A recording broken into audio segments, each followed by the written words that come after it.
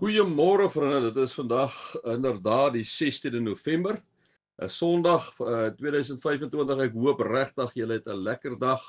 Hier op die eerste dag, ons as Christene vier Sondag, die eerste dag, die opstandingsdag van Jesus Christus uit die dood, liewe vriende. Dit is waarom ons 'n lewende hoop het, kom sê 1 Petrus vir ons, 'n lewende hoop op die onverganklike, onbesmette, onverwelklike erfenis wat ook vir jou en vir my in bewaring gehou word, né? Amazing dat ons so 'n dag by mekaar kan wees waar ons die Here kan loof en kan aanbid en kan prys. Daar waar jy ook miskien 'n bietjie op die bed sit of in die sitkamer sit of in die motor ry, weet net verseker, dit is 'n wonderlike dag wat God vir ons kom gee as kinders van die Here, die dag wat hy vir ons 'n lewende hoop kom gee het op grond van die opstanding uit die dood, né?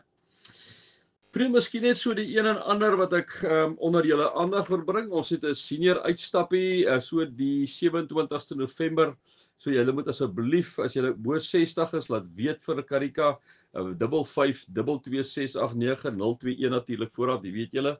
Laat dan net weet vriende, ons moet die getalle weet, ons moet voorbereiding tref. So senior uitstappie die 27ste November. Dan het ons 'n lekker sangdiens vriende die 30ste November die oggend ook.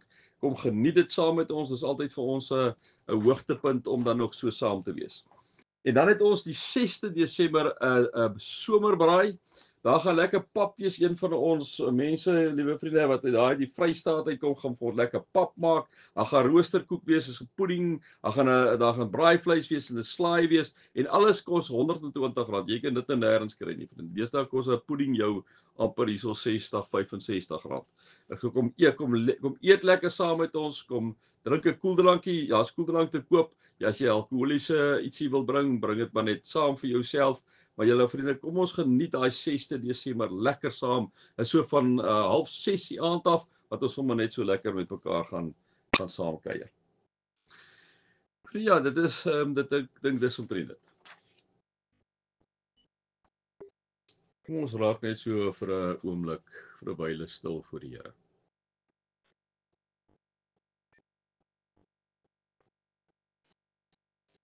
Here, ons slaan ons oë op na die berge hier in Kaapstad en dan sou kan ons vir mekaar eintlik sê ons slaan ons oë op na die berg, Tafelberg. Here, Tafelberg wat eintlik die een baken is hoe ons alles bepaal in Kaapstad. En Here, wanneer ons oë so opslaan na Tafelberg en U het Tafelberg gemaak wat al miljoene jare daar staan, en sê ons, waar kom ons hulp vandaan? Ons hulp kom van die Here wat die hemel en die aarde gemaak het. Here, dankie dat U ons God en Vader is, dat U vir Christus gestuur het om in ons plek te sterf, dat U die Heilige Gees gegee het, Here, om onder ons te kom woon en binne in ons te woon. Dankie Here dat ons U as drie enige God kan aanbid, die Vader en Seun en Heilige Gees, God drie enig. Te plat vir ons koppe is te plat daarvoor, Here. Maar dankie daarvoor, dankie dat ons in U glo met ons hele wese. Dit mag daar vir julle genade en vrede en oorvloed wees omdat julle God ken, Jesus ken en die Heilige Gees ken. Vriende, ek gaan nie die gedeelte lees nie. Ons gedeelte kom uit Markus 5. Ek gaan nie wel die storie vertel soos ons aangaan en dan repliek lewer daar. Die tema waarby ek 'n bietjie sal wil stil staan vandag is, en wat dan ook uitkom uit hierdie twee verhale uit, is geloof wat aanhou glo, selfs wanneer alles verlore lyk. Geloof wat aanhou glo, selfs wanneer alles verlore lyk. Nou vriende, ons gaan 'n bietjie stil staan by Markus 5, maar voor Markus 5 en na Markus 5 sien ons is daar 'n hele klomp wonderwerke en genesings wat natuurlik plaasvind. In Markus 1 kom sien ons kom Jesus en hy genees die besetene van Kapernaum. Jesus kom en hy genees Petrus se skoonmoeder wat aan 'n verskriklike koors gely het. Hy kom maak siekes gesond, vriende, vernaamlik mense wat met bose geeste beset was. Jesus maak 'n melaatse man gesond, Markus 2. Jesus genees 'n verlamde man, Markus 3. Jesus genees die man met 'n gebreklike hand, Markus 4. Jesus maak die storm stil, Markus 5. Die besetene van Gerasa sorteer die Here uit, né? 'n dogtertjie kom en die vrou, liewe vriende, kom doen hy 'n wonderwerk by hulle, hy kom maak hulle gesond. Markus 6. Eerste vermeerdering van die brood. Jesus loop op die see. Jesus genees mense in die streke van Genesaret, liewe vriende, en selfs as mense aan die soem van sy klere raak hulle gesond. Markus 7, Jesus genees die dogtertjie wat 'n bose gees in haar het. Jesus genees 'n doofstom man. Markus 8, tweede vermeerdering van die brood. Jesus genees 'n blinde man. Markus 9, Jesus maak die seun gesond. Hy dryf die gees uit wat hom stom gemaak het. Markus 10, Jesus genees die blinde Bartolomeus. Ja, Markus self, Jesus vervloek die vyeboom. So in hierdie gedeeltes, liewe vriende, hoekom ek hierdie goed vir julle noem is, in hierdie gedeeltes kom Jesus en hy kom proklameer homself as die koning van die konings. Jesus kom proklameer hom, liewe vriende, as die een wat gesag het oor siektes. Jesus kom proklameer hom as die een, liewe vriende, wat gesag het oor bose magte. Jesus kom proklameer hom as die een wat gesag het oor die natuur. Jesus kom proklameer hom as die een wat gesag het oor die dood.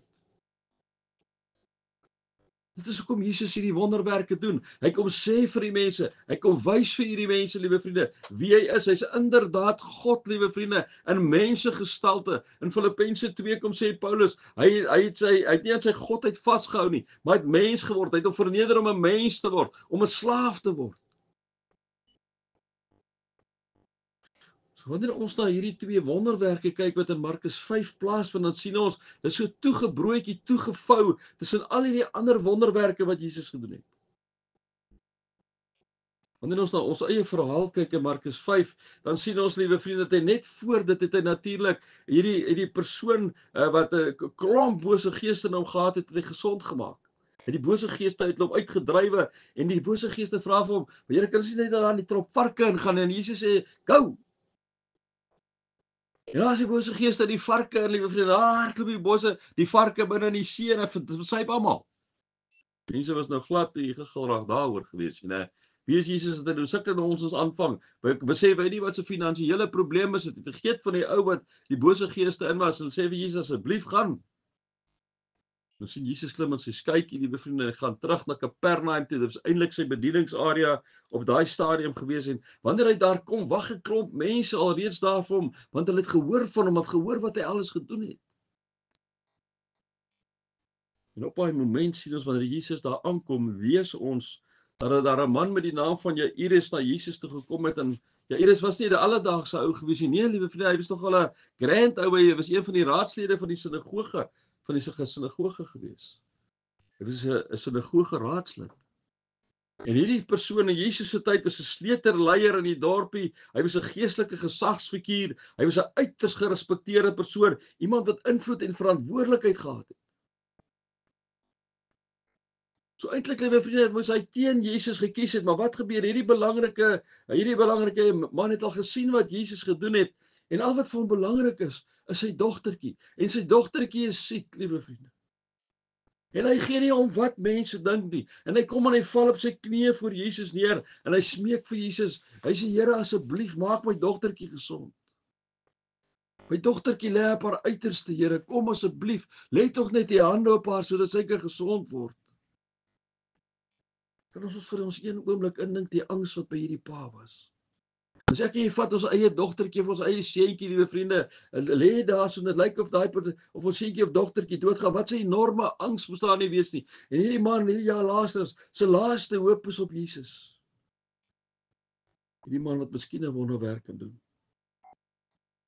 En ons sien Jesus loop dan saam met Lazarus, Jairus huis toe. En terwyl Jesus so loop, liewe vriende, dan sien ons staan Jesus hier sommer ewe skielik stil en hy sê, hy draai om en hy sê, wie het aan my klere geraak? Wie het aan my klere geraak?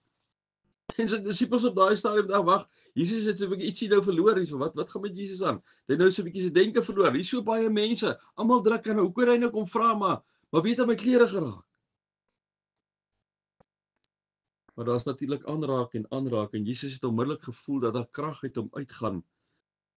Die vrou wat aan hom geraak het, het gehoop, liewe vriende, vir 'n wonderwerk. Vers 28 staan daar, want sy het gedink as ek maar net aan sy klere kan raak, sal ek gesond raak. As ek maar net aan sy klere kan raak.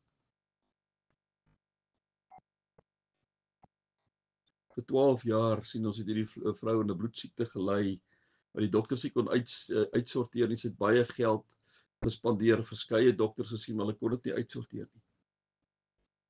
En hierdie vrou volgens ons teks, liewe vriende, het die man net gehoop dat daar miskien iets sal gebeur. En nee, by haar was daar 'n vaste geloof gewees, liewe vriende, dat sy inderdaad gesond sal word. As ek maar net aan sy klere kan raak, sal ek gesond raak. As ek maar net.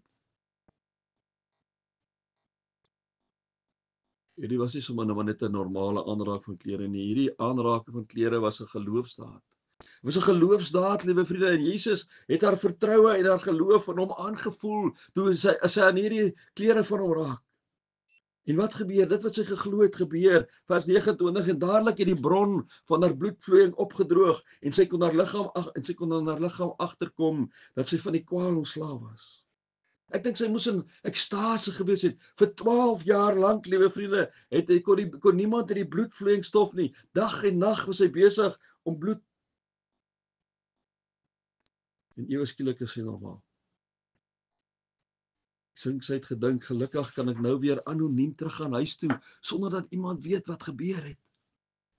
Want wie sal nou weet wat gebeur het tussen al hierdie mense, en ek net aan Jesus geraak het, en my groot was wat skok, liewe vriende, toe sy agterkom, Jesus weet, en toe Jesus, in vers 32 staan, en Jesus sê, wie het aan my geraak, staan na die vrou het geskrik, gestaan en gebewe, en sy het besef wat met haar gebeur het, en sy het voor hom op haar knieë geval, en dan hom haar hele geskiedenis vertel. En wat doen Jesus? Jesus kyk na haar, liewe vriende, ek dink dat Jesus daar gekyk het met hierdie sagtheid en gesê, dogter, jou geloof het jou gered, wees vergoed van jou kwaal genees. Liewe vriende, wat hierdie verhaal so uniek en kragtig maak, is dat Jesus 'n hele paar sosiale grense deurbreek het.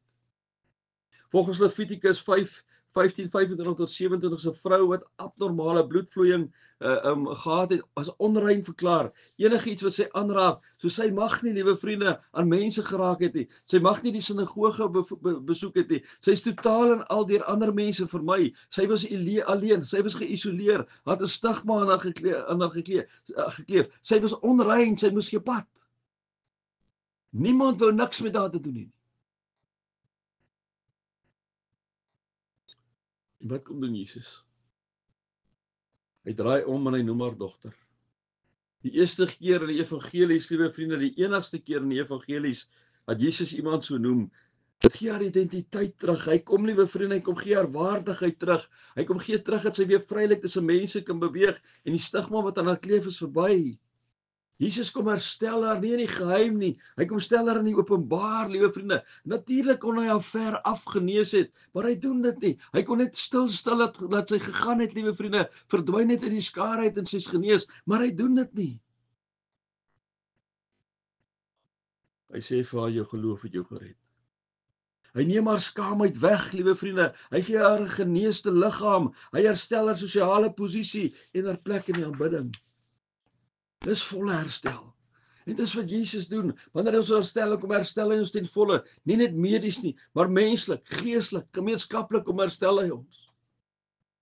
Maar die baie verhale wat mense al vertel het, liewe vriende, wat in tronke was, wat die verskriklikste goed aangevang het, en hoe Jesus hulle kom herstel het.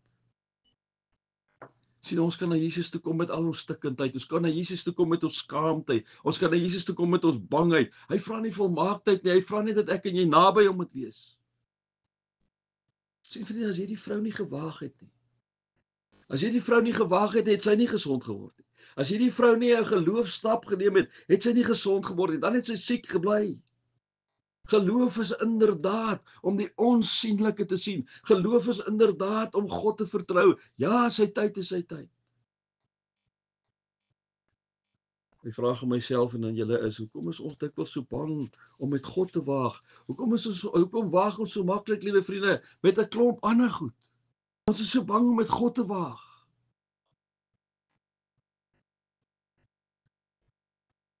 Geloof vra soms dat jy deur die skare moet druk. Geloof vra soms, liewe vriende, dat jy deur 'n menigte moet beweeg. Dis ongemaklik, dit is moeilik.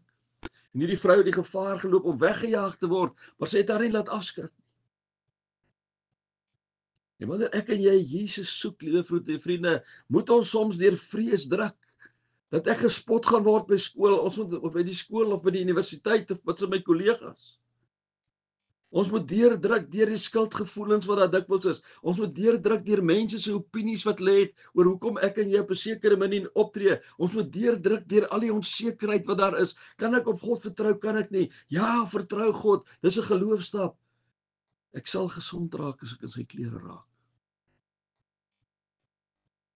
Daarom weet ons dat volharding is deel van geloof. En ewe skielik, liewe vriende, is dit asof alles verby is. En ewe skielik is ons terug in die verhaal van Jairus.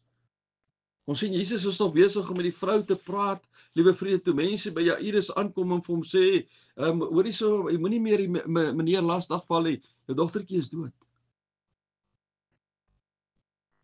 Jairus kon nog nie tot verhaal kom, liewe vriende, met die nuus wat vir hom bring, dat sy dogtertjie dood is, toe Jesus so half inluister wat die mense sê, en hy hom sê, hoorie so, moet jy nie ontstel nie, bly maar net glo, hoor. Hoe kan hy bly glo, liewe vriende? Hierdie is nie net 'n siekte wat gesond geword nie. Hierdie is nie net 'n bose gees wat uitgedryf word nie. Sy dogtertjie is dood. En nou kom sê Jesus vir hoorie, moet jy nie ontstel nie, man. Moenie bekommerd raak nie. Moenie opgewerk raak nie. Bly jy maar net glo. Ek dink Jesus het Jairus se gedagtes gelees. Daarom sê hy vir hom, jy nie ontstel nie. Bly jy maar net glo. Jesus daar by Jairus se huis kom, liewe vriende, sê hy vir die mense, maar hoorie so, hoekom huil julle so, hoekom huil julle so te kere? Die dogtertjie lê in slaap, net en die mense dink as hy van looitjie getik, het hy nie gesien nie, die dogtertjie is dood, en hulle lag hom uit. Nou gaan Jesus in, liewe vriende, en dan maak hy hierdie dogtertjie gesond. Hy maak haar lewendig. Hy maak haar lewendig. Soveel so, liewe vriende, staan daar dat die mense was stom van verbasing. Mense was stom van verbasing. Die lied van die Amerikaanse slawe van die 19de eeu is hier gepas wanneer hulle sê, God may not come when you call him, but he'll be there right on time. Ondanks omstandighede mag lyk, God is altyd in beheer, God is altyd op tyd, liewe vriende. Wanneer ons so na die verhaal kyk, uit hierdie verhaal van Jairus, ons mekaar vra, maar wat leer ons uit hierdie verhaal? Dan moet ons vir mekaar kom sê, in hierdie verhaal leer ons dat selfs geestelike leiers het Jesus desperaat nodig. Dat geloof vereis dat jy jou trots moet aflê. Jesus is nooit te laat nie, kom sê hierdie gedeelte vir ons. Jesus kom juis, liewe vriende, God kom juis in deur krisisse, kom verdiep by jou geloof. En kom sê hy vir jou, verwyder die skeptisie en die negatiewe invloede wat op jou inspeel. Hou aan glo. Selfs al lyk alles verloor. Geloof, vriende, wat aanhou glo, selfs wanneer alles verlore lyk. Dit is wat hierdie twee verhale vir ons kom sê, liewe vriende. Maak nie saak hoe omstandighede lyk nie. Bly glo. Bly glo. Hierdie vrou met bloedvloeiing het bly glo, liewe vriende. Daarom geraak sy in Jesus se klere. Jairus het voor Jesus kom neerval. Hy het bly glo dat Jesus tog iets kan doen. Selfs op die punt waar hy miskien kon gefaal het in sy geloof, het Jesus hom gehelp en gesê, jy moet jou nie ontstel nie, bly net glo. Nee, kom ons hou aan God vas. Kom ons hou aan Jesus en die Heilige Gees vas. Maak nie saak wat se omstandighede daar is nie. Maak nie saak hoe dit met jou gaan nie. Maak nie saak wat verkeerd loop nie. Maar liewe vriende, kom ons maak dit 'n geloofsdaad soos hierdie vrou en sê, ek gaan, as ek net aan sy klere raak, sal ek gesond raak. Mag die Here ons help om aan te hou glo. Selfs vriende, wanneer alles verlore lyk. Here, baie dankie dat ons so kan saam wees. Baie dankie dat ons so kan saam bid. Dankie dat ons so saam u woord kan bestudeer, Here, en kan weet dat u by ons is. Of dit dag is, of dit nag is, of dit storm buitekant, of ons die dood in die oë staar, of ons siek is, of wat ook al besig is om met ons te gebeur. Dankie, Here, vir u liefde, ongelooflike nabyheid. Amen. Vriende, ek gee nou vir julle geleentheid vir dankoffers. Julle kan die SnapScan of die Zapper gebruik. Julle is ook welkom om 'n EFT te doen. EFT, liewe vriende, is NG Kerk Sonnekus. Ons bank is Absa. Absa Bank, die tak is die generiese kode 632005 en die rekeningnommer kerksin is 3270 140 547 en dis 'n chequerekening. Vriende, ek wil julle vandag wegstuur En ek wil vir julle wegstuur met ons tema, liewe vriende, dat julle sal aanhou glo.